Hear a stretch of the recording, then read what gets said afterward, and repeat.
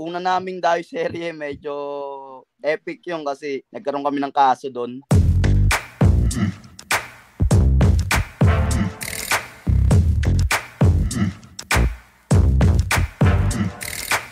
Ken Johns, Mr. Mainit Serrano. What up, what up? What up, diba? what up, guys? Mainit. Diba? Ating mga kaliyaban. Diba? Kaliyaban. Mga kaliyaban natin. At ang, ito nasa comment section lang to dati. Then, pinanood natin yung content. Sabi ko, puta, Encho, okay ito Sabi ko, this guy has skills. Raw talent. This guy has skills. And of course, joining us as well, si Ninong Tank. What's up, Ninong Tank? What is up, sir? Diba? Kagabi we were invited by Mr. Mainit to watch yung Dayo series, yung Kalye Laban series. So let's start off with Mr. Mainit. What was the idea behind the Kalye Laban series? How did it materialize? And based on what happened yesterday, give us your thoughts on what transpired yesterday. Yeah, well, first, gusto ko magpasalamat sa inyo for inviting us here. Prof. Franco and Sir JC. Yeah, Kalye Laban. Nagsimula yan kasi the process of combat sport, medyo nabitin ako from my experience from bare knuckle, URCC, battle the YouTubers and all that stuff. Na-in-love ako sa proseso ng boxing, so I wanted to pursue it. And ayaw ko magantay sa mga organization or any opportunity, so naisip ko, kailangan kong ituloy yung liyab, whether collaborate, reach out, or to different kinds of fighters or content creators. So kung anong level man yan, since I'm starting off in this league, sabi ko, papainitin ko sarili ko, I don't care from what level, kung sino yung makalaban ko or makasama ko dito sa proseso na to. I'm willing to shed some light para maliyaban or makaliyab or vice versa. So I had this thought of Kalye Laban since kaliyaban nga ako. So Kalye Laban, street fight. May basketball saka boxing yan. And to be honest, nasilip ko na sa social media yung Dayo serye, which is these guys are doing. Sina Ninong Tank, Daddy Gab, shout out to him, and sina Boss Dam. So when I settled with that idea, I actually contacted si Daddy Gab for a collaboration. And napakadaling proseso, magaang, and they were game right there and then. Nung nagkausap ko ng video call ni Daddy Gab, biglang wala pa siguro 1 minute, sumulpot na tong si Ninong Tank at saka si Boss Dam, and we were like, yo, let's do it. Let's do something. On whatever I had to offer, kung kabilang kampo nila, let's do something for the community, So regardless kung anong numbers ng mga followers namin, it doesn't really matter. I'm not looking out for that instant virality, but more of like a movement starting from the ground up. So, and yung turnout last night, I'm thankful. Maganda, masaya yung mga tao. I had a great time. Kahit na yung gusto ko sanang mangyari, mainly, I wasn't able to focus on that kasi being parang ako rin yung nag-organize kami dalawa ni Missy. And main event, fighting two opponents, hindi siya magaang. So that was a little tough for me. That's why I thank you, Coach Franco, for helping me out para kumpasin yung mga bagay-bagay kagabi, for calming everybody and keeping everybody on point. Alam niyo na yung mga extra shit na nangyari, no? So, wala na yun. Okay na yun. Yeah, so I'm thankful, man. Masaya ako sa turnout. Diba? And then, let's hop on over to Ninong Tank. Tell us your story. What's the story behind the boxing journey? Paano ka napunta, paano ka na-hook, paano ka na-in love sa boxing? And ano yung mga nangyari? Diba? Kwento mo, ano ba yung mga nangyari? Paano ka napunta dun sa level na, okay, pwede pala to. May maghahamon ako, tapos meron naman palang pumapalag. Di papalag din ako, diba? Yes, sir. Una, magandang gabi sa inyo lahat, sa mga nanonood. So, yun nga, nag-start ako ng boxing. Pinakauna ko talagang boxing fight, street fight. Bata ako. So, sa street natin, normally, may mga matatanda na pinagkakatuwaan yung mga bata. So, pasusutin yung mga bata ng boxing gloves. Ayun yung pinakauna ko street fight at napalo pa ako ng nanay ko for that. So, yun, pumasok kami ng amateur dito sa Team Taguig way back 2010, as far as I remember. Tapos, nag-boxing amateur varsity din ako sa Rizal Technological University. That was for 2 years. May as in yes, boxing coach. Varsity? Yes, coach.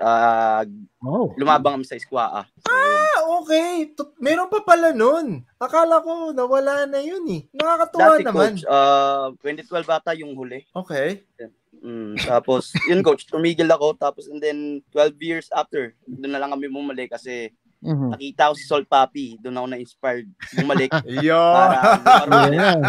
He also started sa street fight and then yun. Yung journey niya, especially ngayon, lalo akong na-inspire at na-motivate kasi transformation niya. Hindi naman kami kakalayo ng katawan. Pero yun.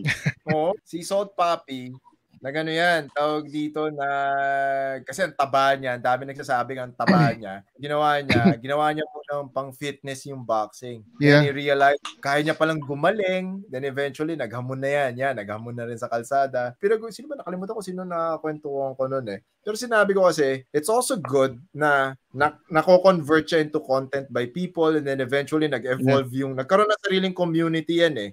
Then nag-evolve yan to a point. Nagsimula yan, ako, uno ko napansin yun nung pandemic eh. Nagsasparing-sparing yung mga tao. Sabi ko, nako, parang kung tuloy-tuloy itong trend na to, it will reach a point wherein people will start meeting. So yun na, nag-meetups na. Then eventually, nag-grupo na. Paano nasimula yung Dayo series nyo? Nag-umpisa actually kay Daddy Gab kasi siya yung dito sa area namin, siya talaga yung pinakaputok. So may bata siya na inilalaban, so-called angat ng tagig. Tapos yun, sabi namin, ito talaga yung idea namin eh. Bakit kami bumalik sa pagbaboxing, sinasabay namin ng content creation. So ito talaga yung hype na hinahanap namin. Kinontak din namin si Daddy Gab, sinubukan namin gumawa ng fight pero hindi natuloy. Boss Dam versus Daddy Gab sana. So ano na lang kami, nag-as one and then nabuo yung Dayo series. Then so far, saan na kayo napadpad? Yes, coach. Una naming Dayo series, medyo epic yung kasi nagkaroon kami ng kaso doon sa Makati. Nabalita ko yan, may pulis na dumating. May nagsumbong. Wala pong pulis. Wala ba? Hindi na umabot. Actually. Pero may nagsumbong daw, di ba? Yes. Parang kasi ganun. ayun yung kaputukan ng may namatay sa kay Pacquiao na event. Tapos nag-viral din yung video ni Boss Dam. Pinatrabaho kami ng Makati LGU. Even walang pulis na naka-duty. Yun, nagkaroon sila ng investigation. Then yun, naging kaso pero naipanalo namin. Wala naman kayong ginagawang masama eh. Di ba? Hindi naman, technically, hindi ano yun So, technically, ito yun para din sa mga gagawa nun. Una sa lahat kasi, anything with regards to money, wag nyong either pag-usapan or wag nyo na lang gawin. Di ba? Pangalawa, lumalabas kasi niyan, nag-sparring session lang kayo. Dami-dami nag-sparring session eh. Di ba? Kung gusto nyo mapanood, panoorin nyo sa channel ni Ninong Tang, panoorin nyo sa channel ni Mr. Mainit, in-upload na nila yung mga, di ba? Ito yun nangyari yan na umuulan. Okay? So, for boxing to be displayed at that level, na umuulan, medyo basa yung ang dami nilang tiniis, okay? It was really remarkable that it happened. Teka lang o baka ito yung unfit na tinatawag nila. Okay, may sumama pang isa, si Boss Dam. What's up, Boss Dam? Good evening, Boss Dam.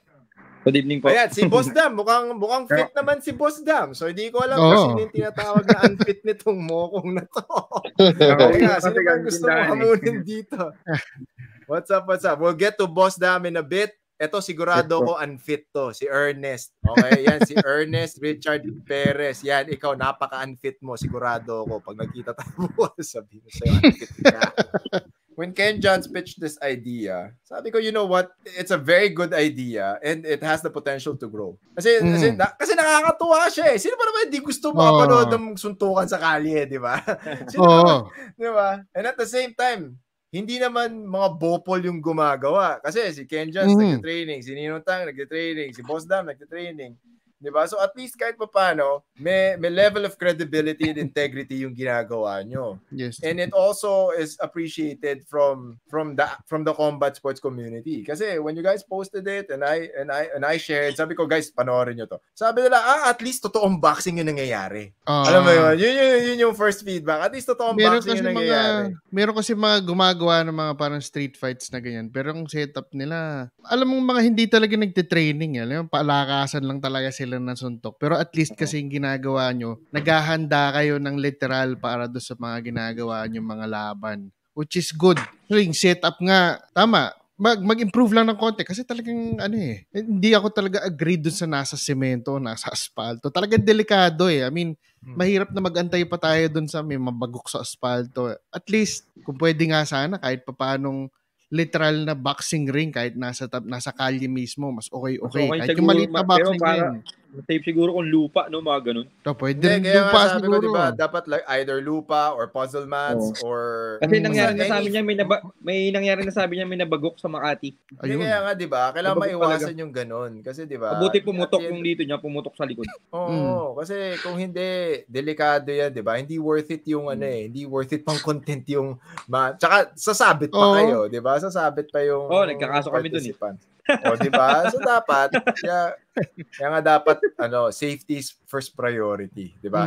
So, let's go with Boss Dam. Boss Dam, ikaw naman, tinanong ko rin sila kanina, saan nagsimula yung boxing journey mo? Tapos, what led to the events? O ano yung mga nangyari para umabot ka ngayon dito sa Dayo Serie? Boxing na, halos parehas lang kami ni yung Tank kasi high school, parang ganito, bago napasok sa boxing high school, siyempre, medyo siga-siga kami that time nung high school. May nakita akong nagte-training sa court ng boxing. So, ginawa ko, tinanong ko sa kanila, training pa kayo dito ng boxing, papagbubugin ko kayo lahat Ginanon ko. Tapos, tinanong ko, sinong pinakamalupit sa inyo, laban ako ng sutukan. Ginanon ko. May lumaban sa akin, maliit lang. Hindi ako nakasuntok kahit isang beses. Hindi ako nakasama. Tapos, galit ako sa sarili ko kasi napahiya ako noon. Tapos, ginawa ko, pagkagabi na yun, nag-training na ako ng boxing. Tapos, bala ko, kabukasan, babalik ako doon. Tapos, lalaban ako. Umuwi na ng probinsya. Tapos, doon na nag-start, nag-training na ako. Araw-araw. Tapos, 1 week ako nag-training. Tapos, nilaban agad ako sa ring. Yun, nanalo hanggang nagtuloy-tuloy. Hanggang naging varsity kami ng school. Tapos, ayun, napasok na ako sa NCR team. Hanggang lumalaban na sa national nung high school. Tapos nun, napalitan yung mayor. Tapos, natigil na. So, this is a good follow-up question for Ninong Tank and then Boss Dam. So, let's go Ninong Tank, then Boss Dam. Di ba, started young grassroots program. So, dito natin nakikita may grassroots program that was in place, supported you all throughout high school. And then, nagkaroon ng gap. So, ano yung nakikita nyo, in your opinion, ano yung nakita nyong gap between bakit hindi siya nagtuloy, hindi kayo nagtuloy-tuloy based dun sa program, and at the same time, paano kayo bumalik? Kasi yung iba, pag tumigil, tigil na lang talaga. Kayo yung rare, this is very, very rare for individuals who's had that type of experience. Tumigil kayo, pero bumalik pa rin kayo. So, what led to that? So, first question yon, di ba? Sa tingin nyo, ano yung naging kulang dun sa follow-up ng program? Para at least kung sinong LGU makakapanood nito, makikita nila na, okay pala yung grassroots program sa schools nun. Bakit hindi natin tinuloy? Yung second half ng kwento ngayon is, paano kayo nagbalik loob sa boxing? So let's start with Ninong Tank. Yes, Coach. Yung una, commitment. Sunod, responsibilities, tapos support. Kasi commitment, if hindi ka totally fully committed sa gagawin mo, like boxing, hindi ka disiplinado, walang mangyayari. And then that time, mabarkada rin kasi ako, Coach. So, yung commitment, hindi ko naibigay sa boxing. And responsibilities as a panganay, kinakailangan ko munang magbanat ng buto, kumita ng pera na hindi agad-agad maibibigay ng boxing kasi talagang pag nag-uumpisa ka, halos walang bayad Mga mapapanalunan mo, bugbog ka, gasino lang pikitain mo. So, para doon, pang suporta ng pamilya, medyo mahirap siya sa una. So, sunod, suporta. Ayun nga, nung nagpalit yung mayor dito sa amin sa Taguig, nawala yung suporta sa boxing, napunta totally sa basketball. So kami na mga amateur ng Taguig na set aside na. Yun, good thing na nakapag-varsity ako kaso nagkaroon din ng mga conflicts. And then what led to, like what happened? Ano yung naging turning point sa buhay mo na nag-decide ka, balik nga akong boxing? Yun, Coach, medyo yung lifestyle, medyo stable naman na ngayon kahit papaano, financially, kaya na suportahan yung sarili. At yun, na-inspire nga ako kala Sol Papi, tapos syempre, di naman mawawala, once a boxer, always a boxer. Talagang nakatutok tayo sa mga laban online, mga napapanood natin, lalo sa era ngayon nila, Gervonta. Napakaganda, super entertaining. Talagang, alam mo yun, nabuhay yung dugo mo na matagal nang natulog Sa akin naman, siguro, one time, parang nawalan ako ng gana sa boxing dahil nung time na nasa laro ako ng National Open is pinatawag nasa ano ako noon, Palawan. Fighting for gold na ako ng national. So dapat sabi ni George Hagedorn, lahat ng mayor ng bawat player is pumunta doon that time. So, ang mayor na noon is napalitan na nga. So, si Lani Cayetano na, ganun. Tapos, yun, inimbitahan, pinadala ng letter. Masaklap noon, baga pagdating doon is walang pumunta sa akin na mayor. And then, ang nangyari is, ang umattend sa akin is mayor ng Tiger City. Mandaluyong. Tapos, naging nakakalungkot nun kasi lumalaban ako fighting for gold na is yung damit ko tagig pero yung team ko naging Mandaluyong. So parang naampun ako ng Mandaluyong that time. Tapos yun, wala nang gana mag-boxing. Tapos yun, siyempre wala naman kaming financially na kasi sobrang hirap talaga namin dati. Tapos yun, tumigil na ako mag-boxing, nag-aral na lang ako tapos nag-construction, tapos nung wala na. Tapos nabalik ako sa boxing, baga hindi pa rin mawawala yung dugo mo sa boxing pag nanggaling ka na doon kahit anong mangyari. Kumbaga, nanonood ka pa rin ng mga TV, mga ganun. Tapos yun nga, namamotivate ka ng iba. Tapos yung nauso yung mga online na vlogging na ganito, sabi ko, what if mag-boxing kami, mag-online, ganun din. Kaya pinasok ulit yung box. Diba? Ayun lang, kumbaga, hindi para pagkaanuhan, vlogging lang rin. Kasi wala na, hindi na makakabalik kasi sa age kasi sobra na kumbaga, hindi na para balikan ulit. Kumbaga, wala, libangan na lang talaga, gym, tapos vlog, ganun lang. Kasi ang nangyayari ngayon, it's starting to create its own industry. It's starting to create its own community. Sakto, etong si kabilang daliri. Yung nasa dulo ng screen ko ngayon, si Mr. Mainit, from not doing any type of combat sports, ngayon sobrang hook na siya sa combat sports. So how has been the journey for you so far, Ken Johns? Ano yung nakita mo sa combat sports, specifically sa boxing, that made you want to keep doing this? Number one, it keeps me up on my toes when it comes to yung physical condition ko, health, and especially I'm at the age of 41 na ako ngayon And nakilala ko tong lifestyle na ganito ng boxing na hindi ka pwedeng magpabaya. So, especially when it comes to sparring. Dahil na-enjoy ko yung feel ng sparring, nung nakapag-training ako ng boxing, bilang lalaki, sabi ko, hindi pala ako tunay na lalaki. Parang ganyan yung, when I found out na hindi pala ako marunong sumuntok. Alam mo yung, kasi fit ako almost like my whole life, right? Fit yung katawan ko, work out, play basketball, I dance my whole life. So, malakas yung physicality ko na if I do get into a fight, malakas yung loob ko na mananalo naman ako kasi may kapit ako sa taas Pero na-realize ko talaga when I got into the boxing gym with the ground and pound MMA Antipolo at tinuruan ako mag-basic sumuntok sa punching bag. Tapos ang sakit sa kamay and doon ko na-realize na, damn, di pala ako marunong sumuntok.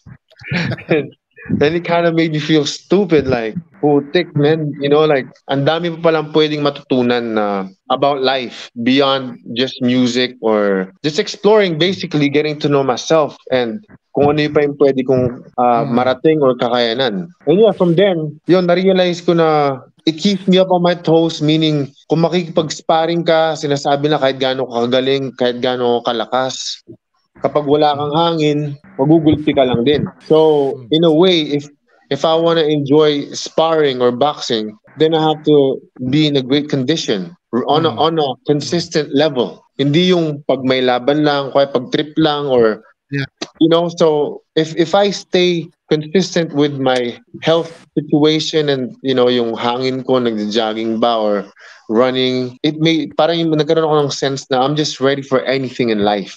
So kung kaya ko maging handa sa sparring with anybody, kasi I ended up like sparring with amateur boxers and then recently with pros. So parang yung takot ko naging ano na siya, parang na-addict na ako sa takot equals okay naman pala, kaya naman pala. So I started a lot with that. Kahit nasabi yung matapang ako, pero once you get in the ring, kasi hindi mo alam kung sino or ano yung klaseng kalaban makakatapat mo sa sparring And the fact na ako baguhan lang ako sa ganitong larangan, ang dami ko pang fear. Right? And pag nako-convert ko yung sa fear, natutunan ko na kaya pala, mas lalo akong na-addict sa pakiramdam na uncertainty. So, yun nga, parang, di ba sinasabi nga nila yung, ano ba yung term na yun, coach? Yung comfort is the enemy of progress. So, kapag komportable ka sa isang bagay, hindi ka mag-grow eh. So, parang itong sparring or boxing, not knowing kung sinong makaka-sparring mo, malilintikan ka sa mga galawan, ng mga suntok. So, it keeps me humbled na hindi mo alam kung anong parating na kalaban or kasparing mo. So, on a daily basis, yun yung parang doon ko sinecentralize yung isa sa mga hugot ko why I'm into boxing now. I mean, siyempre, maliban yung kaliyaban, gusto natin makaliyab ng mga tao. Alam ko naman na alam nyo na yun na yung intent ko doon na to really inspire people. But before I get to inspire others, I need to inspire myself first, todo. So para hindi ko kailangan magpanggap na makaliyab ng kapwa. So I need to inspire myself the moment I wake up in the morning. I gotta do the things na mahirap gawin ng normal na tao, which is freaking go jogging.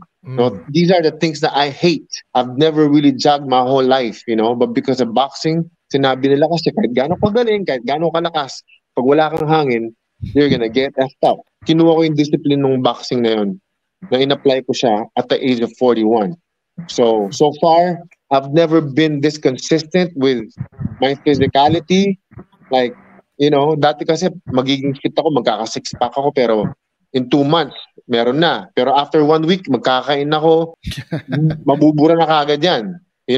Now, I've embraced it, yung kultura, yung lifestyle ng boxing, and just being healthy and happy.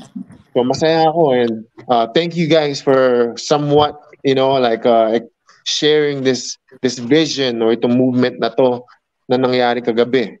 So I got no bad blood with Boss Dam or Ninong Tank. I respect you guys. Maraming salamat sa opportunity. Sinabayan niyo ako kahit na hindi naman talaga ako marunong pa talaga, and I'm only aspiring to be a great boxer, great fighter. Kasi yung Dayo series na to, may instance na ba na nakakailang dayo na ba kayo? Sige, lagyan natin ng context. Nakakailang dayo na ba kayo? Like ikaw, nakakailang sparring sessions na kayo? Nakakailang dayo na ba ako? 1, 2, 3, 4, 5. 5? Diba? So, 5 dayo. May time na ba na meron kang in-underestimate na makakasparring mo? Tapos naupakan ka? Ano yung feeling na? Sa dayo, nung unang dayo namin, wala akong training talaga eh. bigla ang aya lang. Tara, sama ka din. Boxing. Sa Makati, dapat ang plano namin yun, 2 kami ni Daddy Gab maglalaban. So, ito biglang nangyari. Nung nagkita kami na personal, sobrang late niya ang laki ko. So, mismatch ang mangyayari. Sinama niya kami ngayon sa Makati, unang dayo namin. Pag wala kaming training doon, basta sabak na lang, bahala na to. Ayun, tapos, baga hindi naman kami totally naghamon doon. Nagantay lang kami kung sino yung tatawag sa amin na gustong lumaban sa amin. Tapos yun, naging okay naman yung naging resulta. Pabor sa amin. Tapos, pati kay Ninong Tank, ganun din ang nangyari dyan eh. Unang dayo namin to, wala kaming training eh. Hindi ko masabi, coach eh. Pero, laban Or siya. meron ka na bang nakalaban na in-underestimate mo? Ay, wag niyo nang i-consider yung kagabi, Wag niyo i-consider yung ako. Alam namin prepared ka, men. Alam namin prepared ka. Yun, laban ko sa Glenford, coach, sa event nila Boss Glenn, may-ari ng Glenford. Glenford Boxing Gym. Ang nakalabang ko ron, yung medyo bago-bago pa na AB Madid. Si AB, ang laki-laki ni AB. Oo nga, laki. Ayun, ganito kami, coach. Ganito. Nanonood pa sila nito that time. Nanonood pa sila nito that time. So, yun. Pero good thing kasi ensayado naman ako nun. So, sabi ko, si AB mukhang totoy eh. Sabi ko, kaya to. Tapos, turns out, may skill. Ang galing na gamit niya yung reach advantage niya sa akin, yung size advantage niya. Maganda yung laban na nagawa namin kasi yung skills niya, medyo sabay din naman sa skills na dala-dala ko. Turns out na, decision yung naging laban. So close para sa akin. Basta maganda yung nabigay namin laban nun. Hindi lang sa kung ano in-expect ko na mangyayari. Hindi lang naging ganun. May times ba na iniisip nyo, hindi ko alam na pwede palang gawin to. Di ba? Pupunta ako dito, magbaboxing ako, gawa akong content, tapos pwede ko palang, di ba? I can make something out of it, di ba? So, hindi lang ako basta-basta nakabalik sa boxing, di ba? Hindi lang ako basta-basta nakabalik sa boxing, di ba? I became part of a community, growing my own community. Bigla pa lang, may mga tao pala na gustong panoorin ko yung ginagawa ko. Di ba? So nakikita nyo ba na, babalik tayo doon sa tanong ni JC kanina, sa tingin nyo, saan papunta yung ganitong klaseng content creation, vlogging? Tapos sa tingin nyo ba, yung grupo nyo, magkakaroon ng iba't ibang grupo sa iba't ibang syudad, tapos mas maraming maghahamon sa inyo or mas marami kayong hahamunin? Diba? Saan sa tingin yun, saan yun nakikitang papunta to? So, start tayo kay Boss Dam. Parang sa amin, nakikita namin siguro, sa naghahamon talaga, sobrang dami. Iba't ibang lugar. Kumbaga, siyempre, hindi naman lahat yun pwede namin labanan. Baka magbaliw na kami nun, balang araw. Yung araw-araw, puro suntukan na lang gagawin namin. Kumbaga, sinaisip namin, sobrang dami talagang gusto maglaro sa street fight. Hindi lang talaga mabigyan ng time. Yung sabi ko nga ang mangyayari dyan, parang sa basketball kay Mavs. Magiging ganun yung team. Baga magiging ganun. Dayo-dayo sa iba't ibang lugar. Pwedeng maging ganun balang araw Kumbaga, pag lumaki taga, yun magiging future Pag nagtuloy-tuloy. Yung talaga yung magiging mangyayari. Katulad, parang grupo ng Mavs lang talaga Parang ganun. Iba't ibang lugar ang dayo. Kasi may nakita na akong ganyan dati. Parang sa sa Visayas naman. Pero yun talaga, pera-pera talaga yung labanan. Tsaka walang headgear, lahat. Wala. Ay, naka-gloves lang. Tapos walang headgear. Talagang 3 rounds. Parang ang rules din nila is bagsakan lang talaga pag walang bumagsak, tabla. Ganun lang. Parang yun yung nakita ko dun dati sa street fight. Ganito siguro yung rules na ito. Tapos yun, sabi ko, lalaki nga to balang araw kasi nga ang daming gustong sa page ngayon, sobrang dami naghahamon, ang dami nag-PPM, ang dami nag-comment, kami naman, ganyan. Dayuhin nyo kami. Sabi ko, pag nabigyan ng oras to, talagang lalaki to. Ito, itong ginagawa namin, gusto namin mas makakonekta sa tao. Pero yung may tinuturo rin kami lesson as well. Kasi yung boxing, hindi naman siya talaga madali Ang daming may gusto, pero hindi naman lahat committed. Ang daming gustong sumubok, pero eventually, most of them nagpe-fail. Pero itong gagawin namin na pagbubukas ng pinto sa boxing community, sa pag-uumpisa ng street fight, mas matuturuan siguro namin yung mga henerasyon ngayon na hindi maging mahina, maging reklamador, mas alam mo yun, mas maging alpha male. Ay yung pinaka vision ko dito na nakikita. So eventually lalaki hanggang maging maayos, maging organized. Saka ito kasi mga Pinoy, medyo conservative pa Unlike sa US na talagang casual na lang tong gantong eksena. Tulad nga sa na-mention ko kanina, street beef.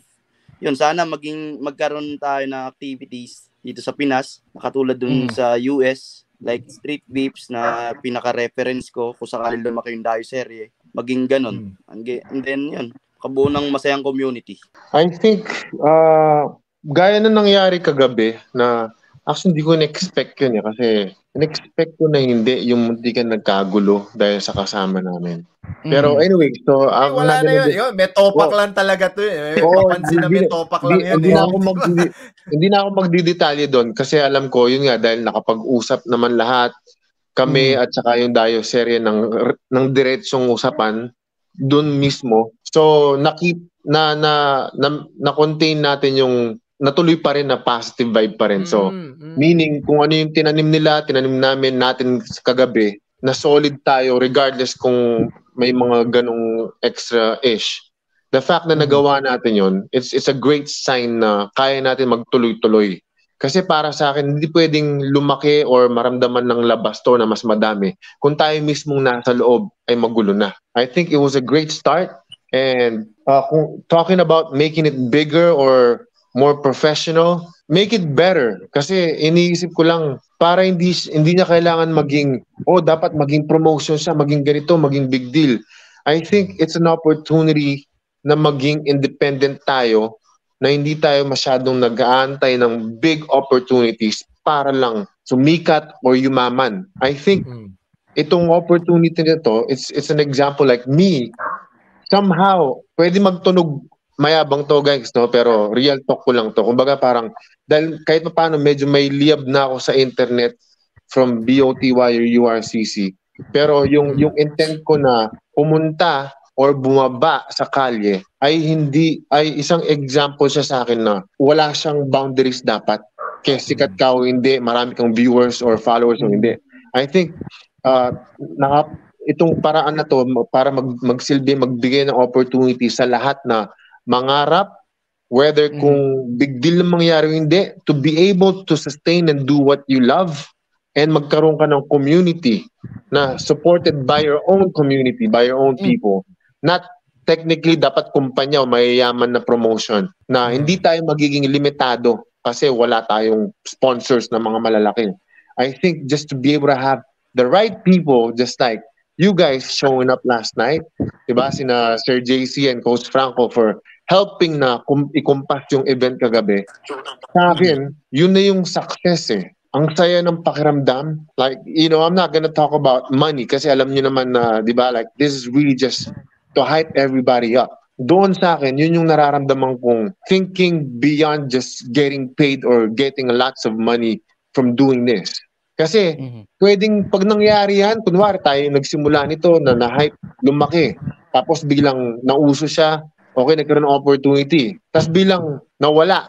Kumbaga, nag-fade na yung hype ng ganitong laban or street boxing. Tapos back to zero na naman. I think ako, ayaw ko yung ganun eh. Kasi ako na-experience ko na yan sa sayaw. I think what it is just being able to plant seeds para sa mga tao, whether matataas, sikat na, may pera na o wala, is to magbigay ng inspirasyon na just have hope in doing what they love.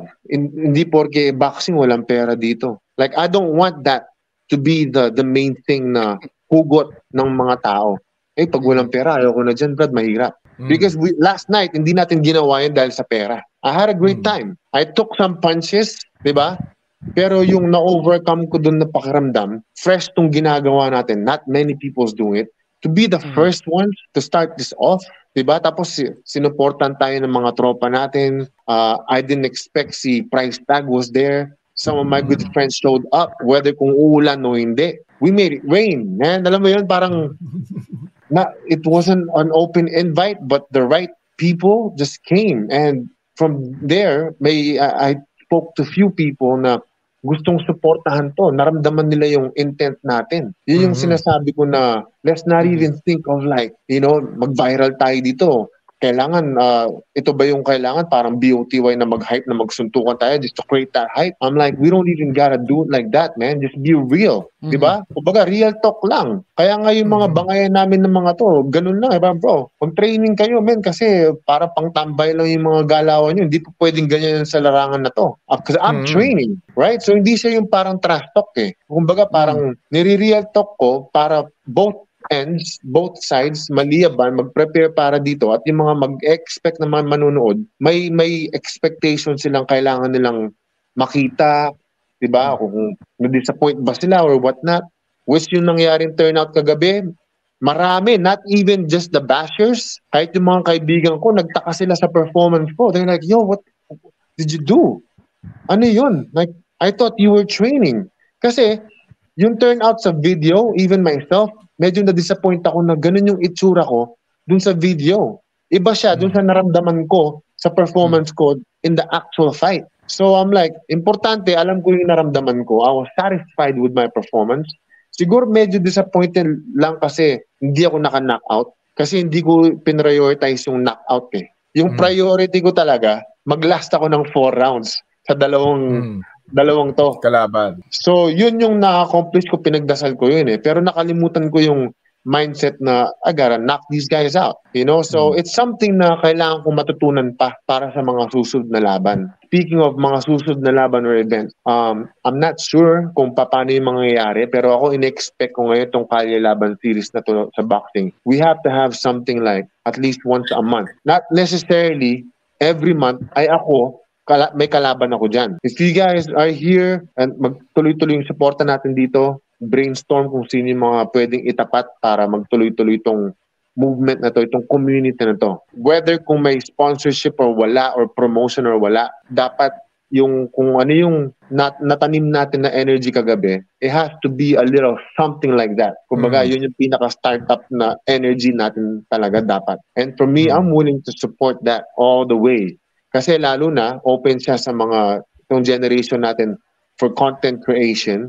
So yung mga aspiring boxers and vloggers, combat sports, pwede nilang i-connect yung sarili nila sa movement na to. Whether kung you have few thousands of followers, few hundreds, it's okay. Dapat nandito tayo para magtulungan, kung maghatakan, kung paano natin may hype yung isa't isa.